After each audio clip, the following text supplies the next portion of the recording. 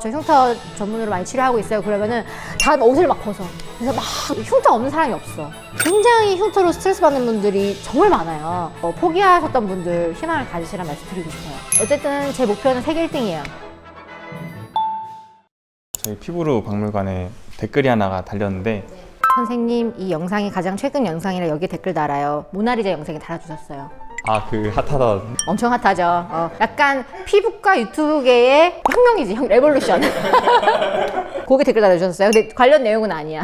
모나리자 관련 질문은 없어. 어쨌든 간에 인중 축소 수술하고 하얗게 실선의 흉터가 남았는데 이것도 큐어젯으로 치료가 되나요? 전 해당 지식이 없어서 정말 궁금해서 여쭤보는 건데요. 큐어젯이 콜라겐 부스터를 활용해서 우리 몸의 콜라겐을 잘 형성할 수 있게 돕는 것이라고 했는데 제 흉터는 페인 느낌이 아니라 봉합성 사이로 장력이 발생해서 돋아나는 느낌이거든요.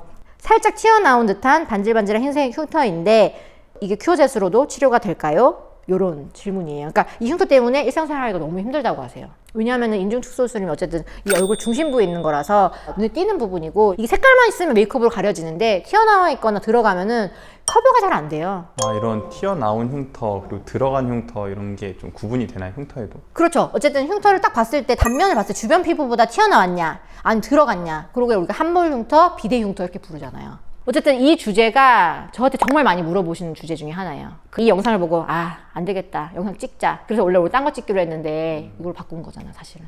제가 우리나라에서 거의 큐어젯 약간 고인물이어가지고요. 그거를 정말 오랫동안 시술하면서 튀어나온 흉터, 막 꺼진 흉터, 평평한 흉터, 막 튼살, 여드름 흉터, 수술 흉터, 외상 흉터 안 해본 게 없어요. 큐어젯으로 해봤을 때 이 비대 흉터가 잘 되더라. 이게 굉장하게 저도 놀라운 발견이었고, 학회 발표를 해보면 제가 정말 치료한 케이스 많이 보여드리는데 이 비대 흉터가 되는지 몰랐다, 요거 진짜 많이 물어보세요. 근데 된다.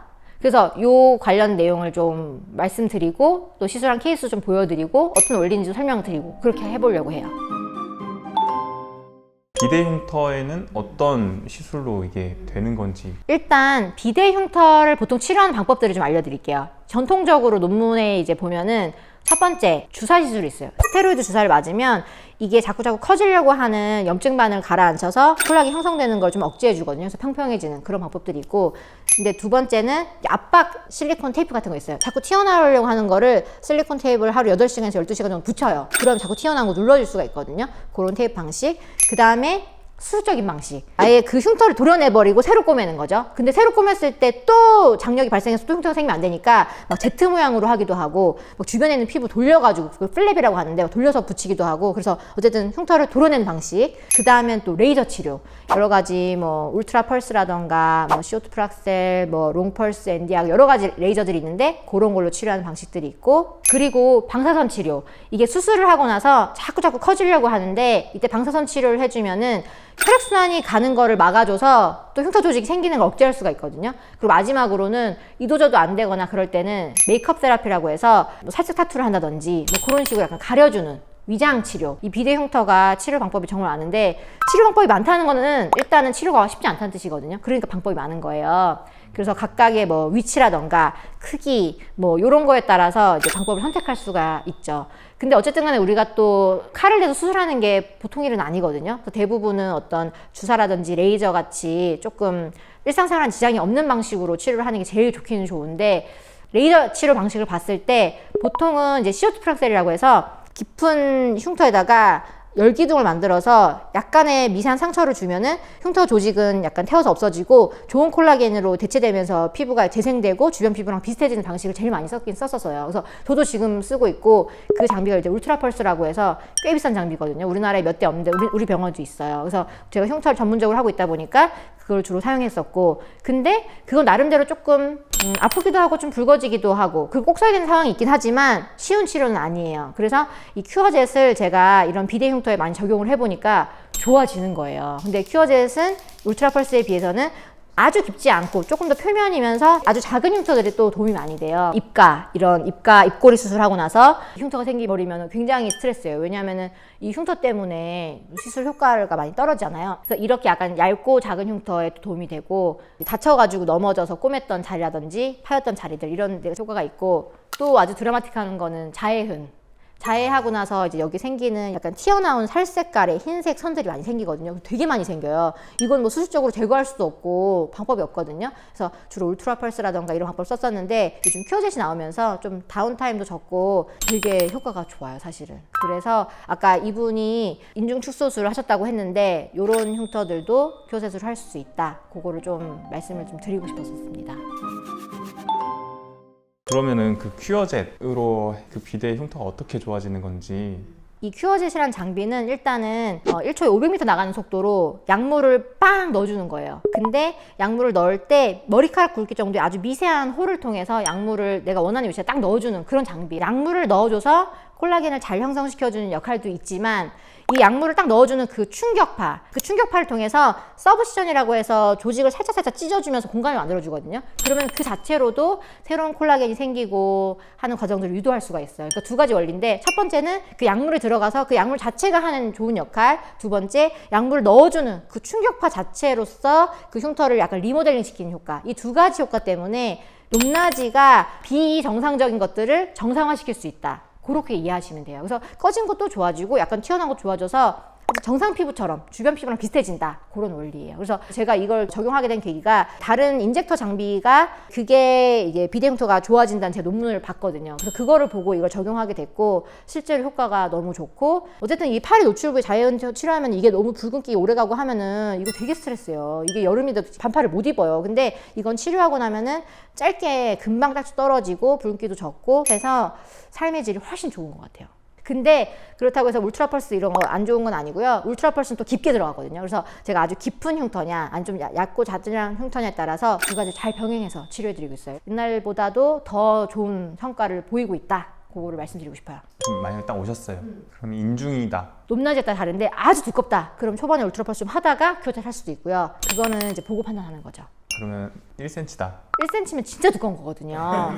1cm 여기 있을 수가 없어. 그러면 차라리 수술할 수도 있고요. 어쨌든 간에 한 4mm, 5mm 이상 이렇게 좀 깊으면은 이제 울트라 펄스 좀 쓰기도 하고요. 활용하다가 얕아지면 또 큐어젯을 할 수도 있고요. 그거는 이제 위치나 또 어떤 노출 분야, 뭐 몸의 비노출 분야 이런 걸 여러 가지 따져가지고 선택하는 부분이라서 경험이 많이 필요한 부분이에요. 새로운 콜라겐을 채우는 원리잖아요. 그렇죠. 흉터 조직을 리모델링 시켜서 정상적인 콜라겐이 또 생기게 하는 거죠. 또 이것도 물리적인 작용일 경우에 콜라겐 형성되기까지가 한 8주, 10주 이상 걸려서 끝나고 나서 바로 좋아지는 게 아니라 한 3, 4개월, 길게는 한 6개월 이상 천천히 또 좋아지는 부분이 있어요. 내지는 어떤 그 내가 치료한 강도에 따라서 한 3, 4개월 이렇게 띄어서 할 수도 있고 정말 흉터 치료도 제가 봤을 때 약간 종합예술이라고 생각해요, 저는. 왜냐하면 한 사람의 얼굴이더라도 여기에 있는 흉터, 여기 있는 흉터 위치도 다르고 그다음에 그 각각의 피부 위치에 따라서 두께도 다르고 하다 보니까 굉장히 이것도 생각할 게 많고 섬세하게 조정해야 될 게 많거든요. 그리고 저 약간 흉터 치료할 때 약간 그림 그리는 듯한 기분으로 흉터 치료를 해요. 한 번에 한 4-5가지 방식을 같이 하는데 한 자리에다 4-5가지 방식으로 막 조지는 게 아니라 여기는 요 치료, 여기는 A, B 치료, 여기는 C, D 치료해서 약간 얼굴에다가 약간 그림 그리듯이 저는 그렇게 치료하고 있습니다. 약간 아티스트가 된 느낌으로. 근데 그 흉터에 진짜 많은 스토리가 담겨 있잖아요. 정말 많죠. 저도 이 왼손에 흉터 하나가 있어요. 언제 생긴 거예요? 중학생 때 중학생? 조각칼을 끝이랑 합치려다가 끝이랑 끝이 합치라는 무슨 말이지? 어떻게 한 거지? 네? 그러니까 자 조각칼이 있어요. 어. 근데 하나가 이빨이 빠진 거예요. 아. 그래서 얘를 끼워서 긴 막대기를 만들어야지 하다가 해서 이렇게 했는데 그게 툭 해서 엄청나게 크게 다쳤을 것 같네. 근데 이게 되게 신기한 게 지금 네. 이제부터 스토리예요. 이 흉터가 생기고 나서부터 생명선이 이어졌어요. 아니 그러면 또 잘 된 일이야? 아니 그 진짜 그러니까 이게 모든 일은 세용지마라고 해서요. 나쁜 일이라고 다 나쁘게 볼만한 건 아닌가 봐. 이 흉터 또한 저에게는 그런 생명을 이어준 흉터. 해석이 좋다. 그쵸?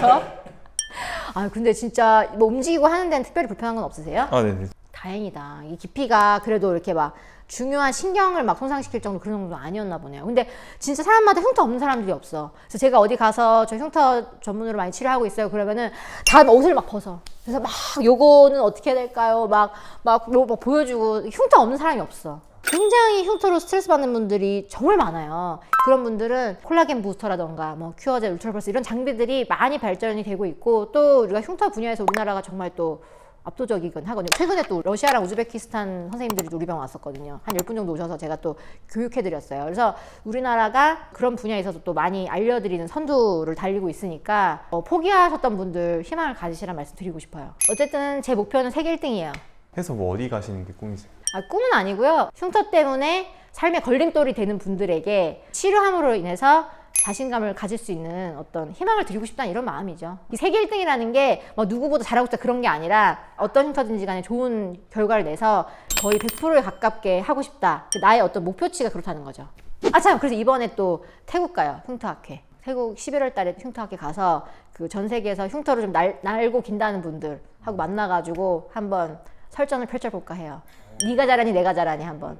누구보다 잘하고 싶다 그런 게 아니라 어쨌든 간에 11월에 태국 갈 때 하고 6월 달에 런던 가거든요. 그때 또 콜라겐 부스터 또 제가 유럽에다가 제가 시술하는 거 보여드릴 예정이에요. 콜부 전문병원. 피부로 박물관의 어떤 시술들을 전 세계적으로 많이 펼쳐드려서 제가 세계에 있는 사람 모든 사람 치료해줄 수 없잖아요. 그 분들이 또 배워가셔서 그 나라에서 또 많은 분들을 치료해줬으면 좋겠다는 마음으로 저희 모든 것을 다 알려줄 예정입니다.